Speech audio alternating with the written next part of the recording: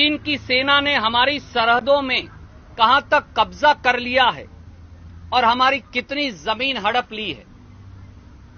सेना के पूर्व अधिकारी भी मोदी सरकार को लगातार आगाह कर रहे थे कि स्थिति गंभीर है, वह सरकार को सावधान हो, कार्यवाही की आवश्यकता है।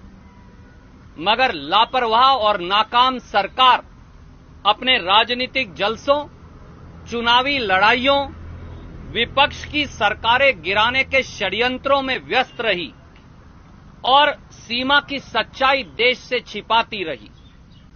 दुख से कहना पड़ता है कि केंद्रीय भाजपा सरकार की प्राथमिकता में देश नहीं, अपने दल की सत्ता मात्र है। मोदी सरकार में सूचनाओं पर पाबंदी है और सवालों पर पाबंदी है और सूचनाओं पर तालाबंदी है। आज देश से सब कुछ छिपाया जा रहा है, पर क्या मोदी सरकार के पास उन माओं के लिए कोई जवाब है जिन्होंने देश की रक्षा में अपने लाडले बेटों की कुर्बानी दी है? क्या उन पत्नियों के लिए कोई जवाब है जिन्होंने भारत मां की रक्षा करने के लिए अपने सिंदूर को खोया है? क्या उन बच्चों के लिए कोई जवाब है जिनके सर से पिता का साया उठ गया है?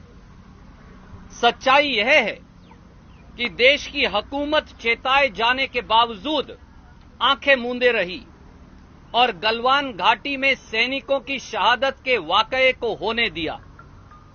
चीन ने भारत की सरजमी पर कब्जा कर लिया, उसकी रक्षा करते हुए हमारे सैनिक वीरगति को प्राप्त हो गए।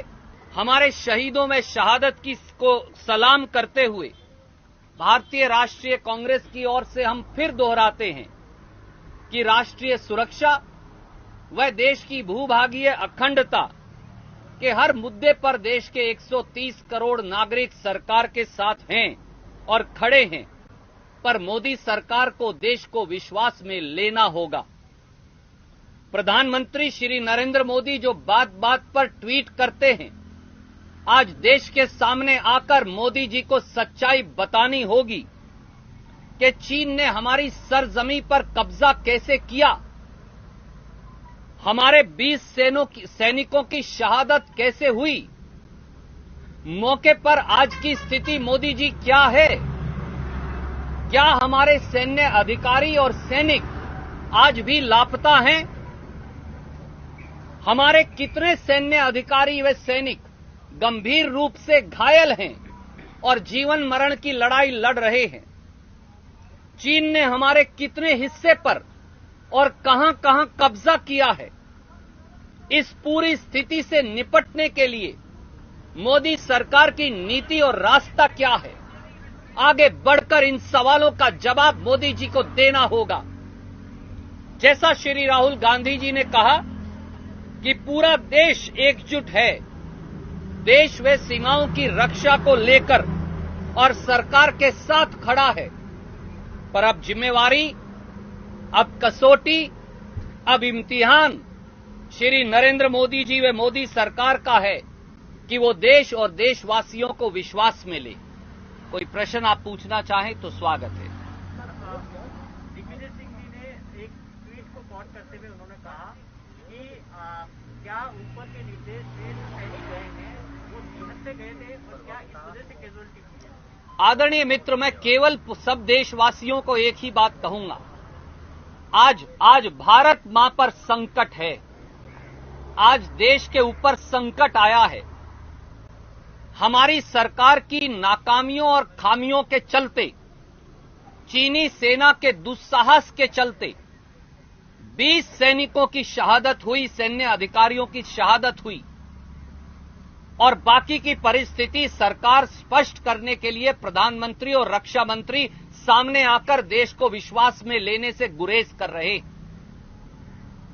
आज पूरे देश को विश्वास में लेना, मौके की परिस्थिति को बताना, चीन ने कितनी हमारी सीमा पर कब्जा किया है इस बारे देश को सूचित करना, हमारे सैनिकों की शहादत कैसे हुई इस बारे में देश को विश्वास में लेकर बताना और पूरी स्थिति से निपटने का रास्ता और नीति मोदी सरकार का क्या है, ये बताना प्रधानमंत्री श्री नरेंद्र मोदी जी का राजधर्म भी है और कर्तव्य भी।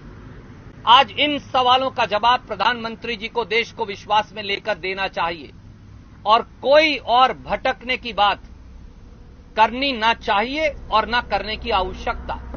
प्रधानमंत्री जी चुप्पी तोड़ें, देश को विश्वास में लें और बताएं कि क्या 20 सैनिकों की शहादत हुई या और अधिक की? क्या चीन ने हमारे सैन्य अधिकारी या हमारे सैनिक अगवा करके रखे हैं या ये खबरें गलत हैं? हमारे कितने सैनिकों को गंभीर चोटें आई हैं?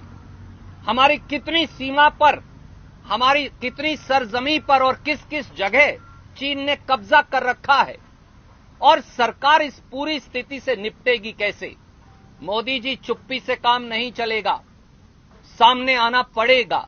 पूरा देश आपके साथ है, हिंदुस्तान की सरकार के साथ है, परंतु हिंदुस्तान की सरकार को देश को विश्वास में लेना पड़ेगा। गोपनीयता से काम नहीं चलने वाला।